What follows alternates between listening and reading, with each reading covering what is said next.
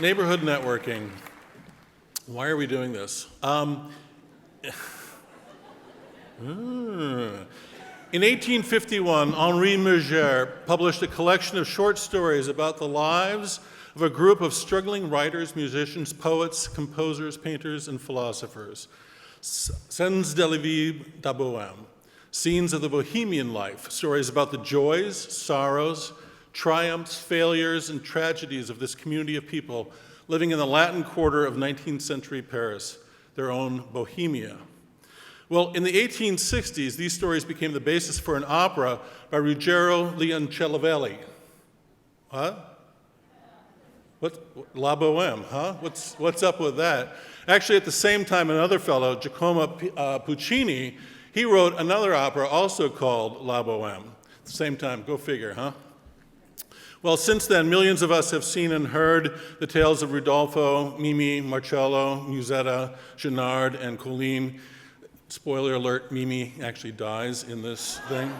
I know, it's tough. Actually, Renee Fleming, our keynote speaker, has sung both roles of Mimi and Musetta, and I think if I remember reading it, she actually prefers the role of Musetta, like who wouldn't? You know, this saucy wench, that's Musetta, not Renee Fleming.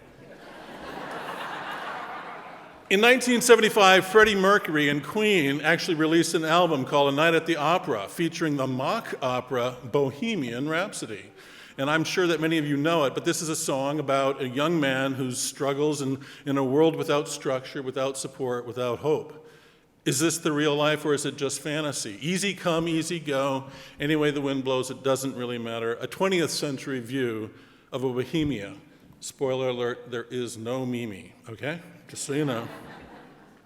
In 1996, Jonathan Larson wrote and created the musical called Rent, based on Puccini's La Bohème. And in Rent, we follow the ups and downs of Roger, Mimi, Mark, Maureen, Angel, Collins, and in this New York the East Village, a modern-day Bohemia. Spoiler alert, Mimi dies, but not really. And then she comes back, but then actually Angel died. So, okay. Anyway, they have their own 20th century passions for art and justice, and they suffer the accompanying hardships and their afflictions. Well, as I've been thinking about these guys and their Bohemias of Murger, Puccini, Mercury, and Larson, I also think about the people in our community. And I think there's a lot of things we all have in common. The first is this dedication to the work that we do, our passions and our missions.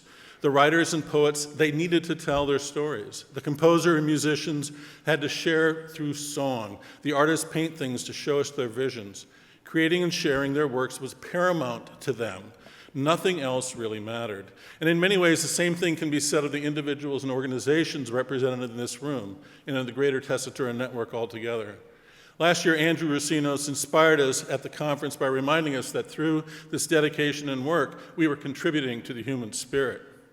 The second thing we have in common with these guys is the consistent struggles to support ourselves. Food and clothing and shelter were secondary issues to the Bohemians of Paris and New York because it was all about their art. It was all about their passions. But they did have to eat and have to stay warm periodically. So they needed to find a way to find money by earning it, borrowing it, or asking people to support their work. Does that sound familiar? That's what we're doing today, right? They would go days without eating, they would actually dress in rags, and they would burn their furniture or manuscripts in order to achieve a little bit of warmth. Well, the irony is not lost on me that I'm drawing a comparison between the starving, cold Bohemians in the garrets of 19th century Paris to us sitting in the Ritz-Carlton Hotel. Little tough, where the food worries that we have seem to be self-control in the buffet lines. And we're worrying about whether or not flip-flops are business casual. And ironically, we do freeze to death sometimes because the air conditioning is too cold. But we're certainly not wondering if we're going to have food tomorrow. We're all taken care of that way. On the other hand, though, many of us and many of our organizations do struggle with some of the basics in a very different way, very real way.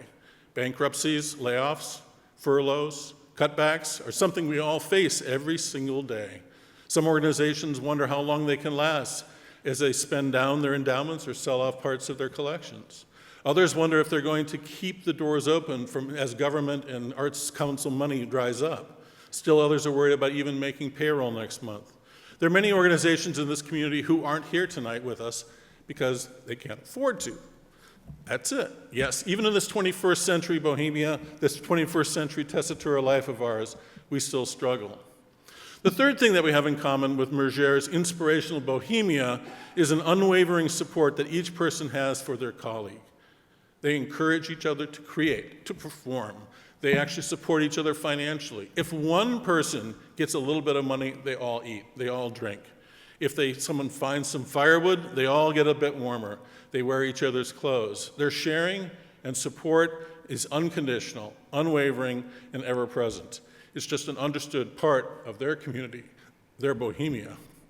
And collaboration, knowledge sharing, is an explicit part of our mission in the Tessitura Network. It's one of the attributes that actually defines us. But to help each other, we need to meet each other. We need to get to know each other a little bit and share our challenges and ideas.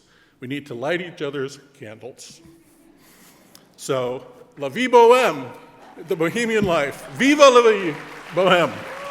Viva la vie Tessitura. Let's thrive together.